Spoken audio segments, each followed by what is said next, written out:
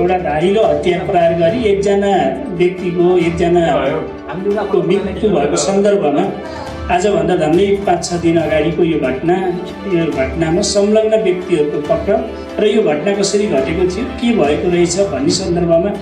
घटना 22 गतेको हो। 22 गतेको राति अन्दाजी 23:50 बजे भनेको छ। हामीलाई घटनाको जानकारी अनुसार त्यो घटनाको स्थल यहाँलाई थाहा नै छ, चितवनको भरतपुर महानगरपालिका वडा नम्बर 7 स्थित बुद्ध चोकमा एउटा सम्भव अटो पसलमा काम गर्ने, तत्काल चाहिँ यकिन नामथर नखोलेको, तर पछाडि बुझ्दै जाँदाखेरि सैना मैना नगरपालिका वडा नम्बर 6 रूपन्देही जिल्ला घर भएको वडा नम्बर 6 मा घर निवासी करिब 30 वर्षका अन्दाजी वर्ष 30 का आशिष खनालको तत्काल घाइते भई हस्पिटल हामीले त्यहाँबाट रेस्क्यु गर्यो र रेस्क्यु गरेर हस्पिटलमा ल्याइसकेपछि त्यही दिन भोलिपल्ट बिहान धन्न 12:20 समयमा चाहिँ मृत्यु घोषणा भएको भनेर हस्पिटलले भनेको आधारमा उहाँको मृत्यु भएको छ। र उहाँको मृत्युको सन्दर्भमा उहाँलाई हामीले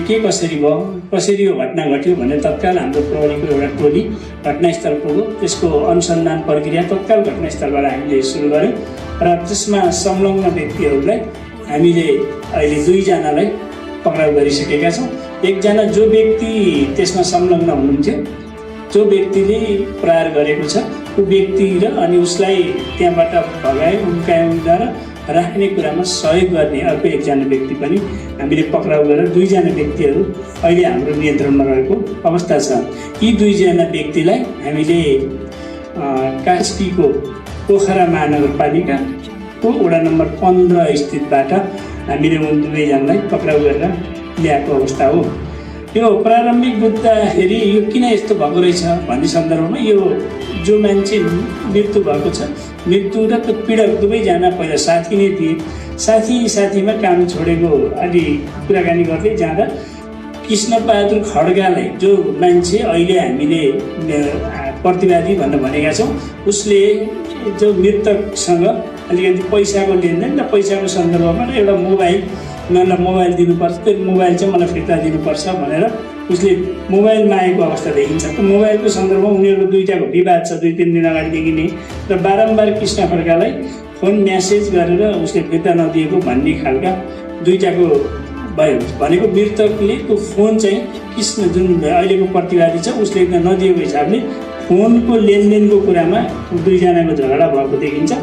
र मेसेजमा एक आपसमा गाली गलौज 2 जना बिचमा पनि हामीले त्यसको पनि भेरिफाई गर्यौँ र त्यही हिसाबमा त्यो दिन जुन 83 सालको जुन 22 गतेको रातिको घटना वर्कसपमा गएर 2टी अचानक त्यही अटो सपको अगाडि भेटघाट हुन्छ। भेटघाट भएपछि त्यहाँ वादविवाद भइसकेपछि तत्काल उसले एउटा त्यो आफैले प्रयोग गर्ने वर्कसपमा प्रयोग गर्ने एउटा स्क्रु भन्छ हामी विशेषतः त्यो उसमा धारिलो हतियार हुन्छ, त्यो धारिलो हतियारले उसलाई चाहिँ पटक हानेको देखिन्छ र त्यही हानेकै कारणले उसको मृत्यु भएको देखिन्छ। उसले त्यो काम गर्नलाई प्रयोग गर्ने साधन हो, त्यो साधनले हानेको देखिन्छ र यो हानिसकेपछि यहाँ केही समय छिपी गयो त्यो बेलुका, अनि त्यसपछि सरसर्ती त्यहाँबाट भाग्ने उम्कने कोसिस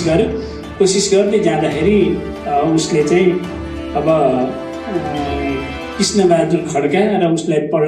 गर्ने अर्को जुन सम्राट गुरुङ भन्ने 2 जना व्यक्तिलाई हामीले पक्राउ गरेका छौँ। उनीहरू यहाँबाट पोखरा पुगेको देखिन्छ र पोखराबाटै हामीले उनीहरूलाई हाम्रो टोलीले पछ्याएर पक्राउ गरेर ल्याएर अहिले यिनीहरूलाई म्याद थप पनि भइसकेको अवस्था।